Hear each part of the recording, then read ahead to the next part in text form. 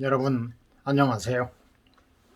더 오래 육잡 프리랜서 난 조직 생활이 맞지 않는 사람. 더 오래 퇴사 선배 가로 열고 투 가로 닫고 프리랜서 번역가 서메리에 관해서 말씀드리겠습니다. 평생 직장은 이미 옛 말. 이직 횟수는 늘고 근속 연수는 짧아졌다. 먹고 사는 방식이 달라진 요즘은 N 참너의 부업이 각광받는 시대다. 취업과 동시에 퇴사를 꿈꾸고 언젠가는 맞이할 프리랜서나 자영업자의 삶을 대비한다. 인생 환승을 준비하는 퇴사 선배의 커리어 인터뷰를 연재한다. 편집자 서메리 가로 열고 본명 서요라 가로 닫고는 칼졸 칼치 사무직으로 누구보다 빨리 사회생활을 시작했으나 뒤늦게 본인이 조직 생활에 맞지 않는 사람이라는 사실을 깨달았다. 아무 기술도 없는 생문과 출신으로 퇴사 후엔 번역가, 유튜버, 작가, 일러스트레이터, 강사 등 6개의 직업을 가진 N잡 프리랜서가 됐다.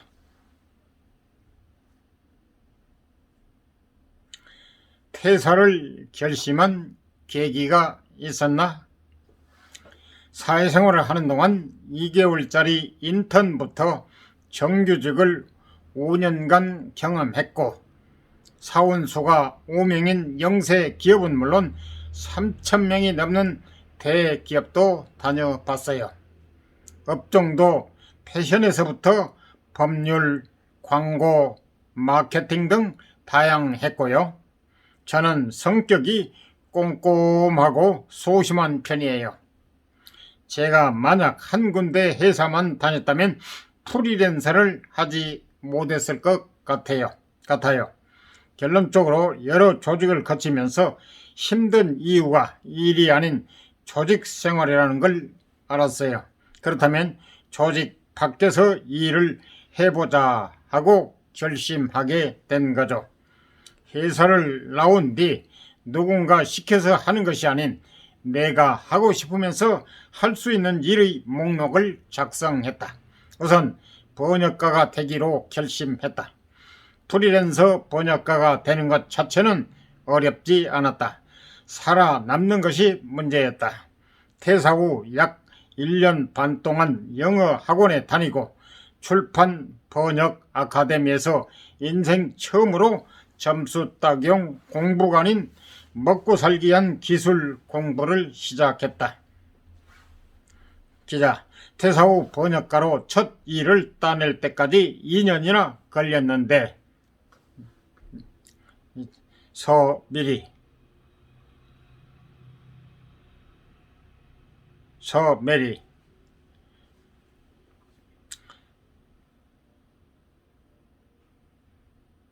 처음엔 당연히 실패할 거라고 생각했어요. 1년 안에 꼭 번역가가 되어야지. 근데 못했어. 어떡하지?가 아니라 당연히 안 될 수도 있는 거지. 내가 엄청 잘난 사람도 아니고 나보다 스펙 좋고 대단한 사람이 많은데 이런 식으로요. 이런 마음가짐이 어쩌면 부정적으로 들릴 수 있지만 최대한 현실적으로 생각하려고 했어요. 오히려 이런 생각이었기에 더 다양한 것을 해볼 수 있었고 버틸 수 있었고요. 기자, 사직서를 만지작거리고 있을 직장인에게 해줄 말이 있다면 서메리씨, 퇴사는 본인의 상황과 성향에 따라 선택하는 것이고 하나의 정답은 없거든요. 직장 생활이 전부가 아니라 프리랜서라는 대안이 있다는 걸 알려드리고 싶어요. 그것만으로도 마음이 아주 편해질 수 있다고 생각해요. 이것저것 알아본 뒤에 도전하기 힘들다는 판단이 들 수 있어요. 그러면 그대로 회사에 다니는 거죠. 대신 그때의 회사 생활은 예전과는 다를 거예요. 회사에 다니는 것이 나를 위해서 내린 판단이거든요. 우리나라 교육 시스템상 특별한 재능이나 기술이 없으면 모두에게 조직 생활하는 법만 가르쳐줘요. 그러나 사실은 그게 아닐 수 있다는 것, 나도 프리랜서가 될 수 있다는 것을 염두에 두고 고민을 해 보시길 바라요. 어떤 결론이 나든지요. 기자, 프리랜서에게 가장 필요한 능력은? 프리랜서로 먹고 살려면 자기 PR이 필수예요. 일단 블로그나 인스타그램 같은 SNS 가려고 소셜 네트워킹 서비스 가로닫고를 가볍게 시작하면 좋아요. 저도 처음에는 이름도 얼굴도 노출되는 게 꺼려졌어요. 이름도 가명을 썼고 얼굴이 안 나와도 되는 글쓰기 플랫폼에서 퇴사 이야기를 연재하기 시작했죠. 그러다 책을 썼고 일상 툰을 그리다가 일러스트를 그리는 일이 들어오기도 했고요. 그러다 보니 나중에는 얼굴 공개는 유튜브는 왜 못해? 물음표라는 생각이 들더라고요. 가로 열고 그는 현재 구독자 7만 6천 명의 유튜브 채널 메리서를 운영하고 있다. 가로 닫고. 지나친 설명은 독자를 과소평가는 큰 실례예요.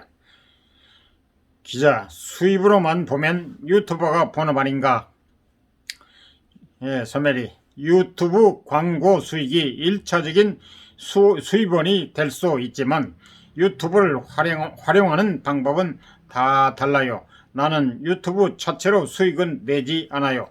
다만 유튜브를 통해 저를 알리고 다른 기회를 노려요. 영상을 보고 강연이나 인터뷰 등 여러 섭외가 들어와요. 그렇기 때문에 커리어 사이클의 일부로 생각하고 영상을 만들었는데 올인하지 않아요. all or nothing이 아니거든요.